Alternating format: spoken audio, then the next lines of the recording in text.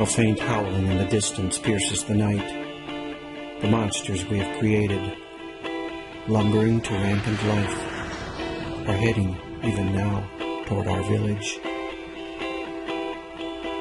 Nuclear weapons biding their time, itching with purposes unfulfilled, as hopeful fingers tremble near buttons. Bunker busters and tactical nukes, suitcase bombs and terrorist acts, power plant accidents and leaking wastes, plutonium launched into space in rockets known to explode, and depleted uranium poisoning the battlefield, depopulating the land.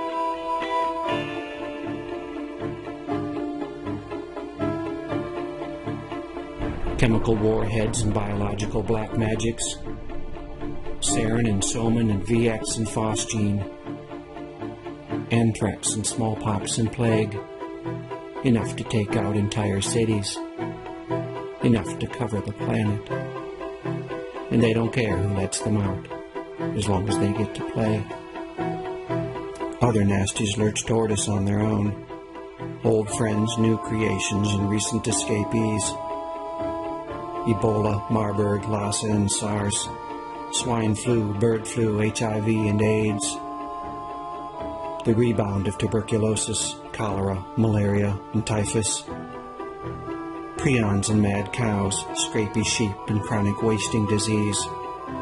Cancers that eat away our lungs, our brains, our breast, our testicles, and our ovaries. And new monsters peer over the horizon.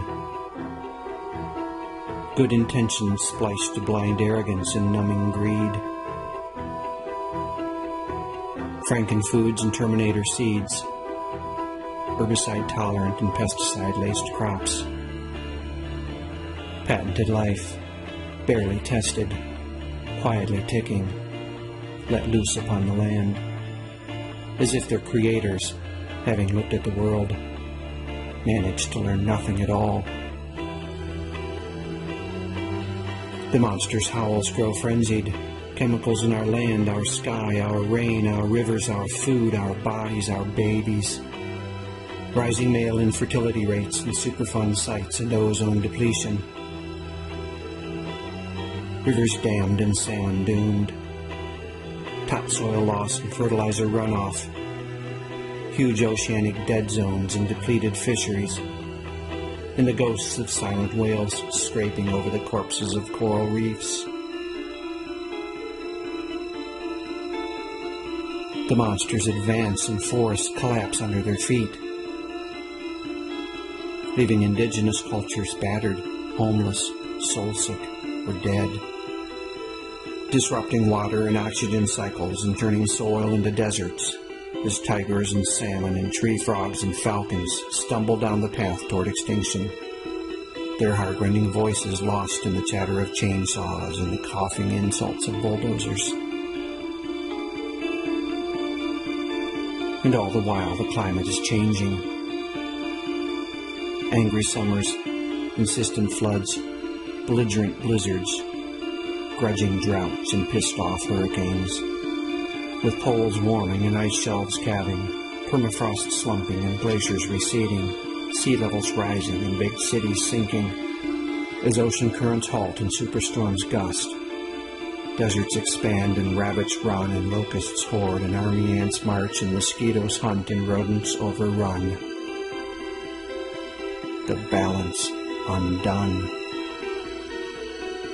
leaving crops destroyed and diseases vectored and famine and rioting and looting and war. The ocean turns acid and corals and shellfish and planktons dissolve. The disruption of food chains, the collapsing of ecosystems, tonight on the Weather Channel.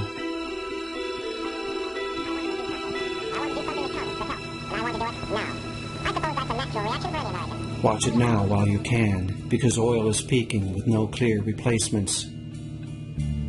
Production will falter as demand keeps increasing, and the price, which is rising now, will just keep on rising. Imagine the impact of the global economy.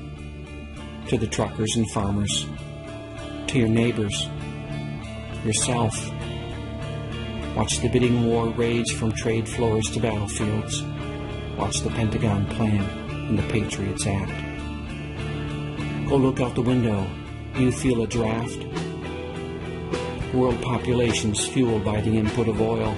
We could reach 7 billion by 2013. That's billions of bodies more than the planet can sustain without oil.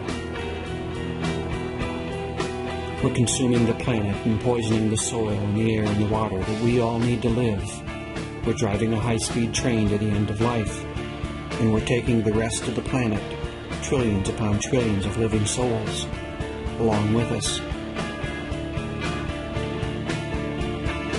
And all of this, all of this, all of this, all of this is wrapped tightly inside a culture of denials and lies and absurdities so complex and so powerful that we can barely see through the smog. The monsters are screeching at the village's edge, so huge and so horrible that we cannot bear to look at them. And we, bound in a cultural straitjacket of our own making, slumber on as they draw near. Working jobs we hate, consuming products that do not fulfill, distracting ourselves as best we can with television, drugs, food, sex, and entertainments, hoping our leaders will find some answers, awakening, finally, in the still hours of early morning, to the shapeless realization that they will not.